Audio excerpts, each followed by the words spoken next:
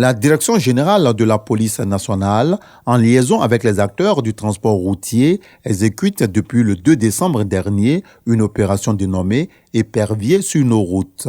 Elle a pour objectif de faire baisser le taux d'incivisme et les accidents de la circulation routière qui avaient atteint le pic de 8211 cas, dont 76 mortels dans ce dernier trimestre de l'année 2024. Il s'agit principalement du contrôle des documents afférents à la conduite des engins roulants dont la visite technique et l'assurance. Également le contrôle des vitres teintées non d'origine, le contrôle des vignettes des engins à 2 et 3 roues et enfin le contrôle du port de casque pour la conduite des engins à 2 et 3 roues. 5 jours après le lancement de l'opération, un bilan à mi-parcours est fait. Nous avons enregistré sur toute l'entièreté du territoire national 13 527 engins, dont 5 048 véhicules mis en fourrière. Nous disons aux automobilistes de se mettre en règle, comme ça ils n'auront aucun problème à circuler. Au niveau des tests d'alcoolémie, 247 conducteurs ont été contrôlés. Un d'entre eux avéré positif à un dossier en cours de traitement pour déferrement. La lutte contre l'incivisme sur les routes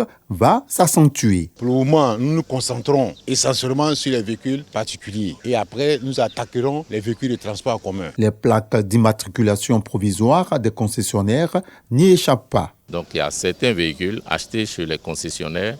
Le temps que le véhicule ait sa carte grise et pose sa plaque, le ministère des Transports donne un récépissé provisoire qui fait office de carte grise de sorte à ce que le véhicule puisse circuler. Normalement, un récépissé provisoire a une validité de 45 jours. Après 45 jours, quand la plaque n'est pas posée, l'usager doit retourner voir le concessionnaire qui lui a vendu le véhicule à l'effet de lui donner un nouveau récépissé. Et c'est avec ce récépissé sécurisé par les opérateurs de visite technique que le véhicule peut se mettre sur la voie publique. Beaucoup d'Ivoiriens ont compris le message et ils ont commencé à anticiper, ils ont commencé à se mettre à jour. Avant l'opération, on enregistrait sur cette période de l'année 659 accidents de la voie publique contre 370 aujourd'hui.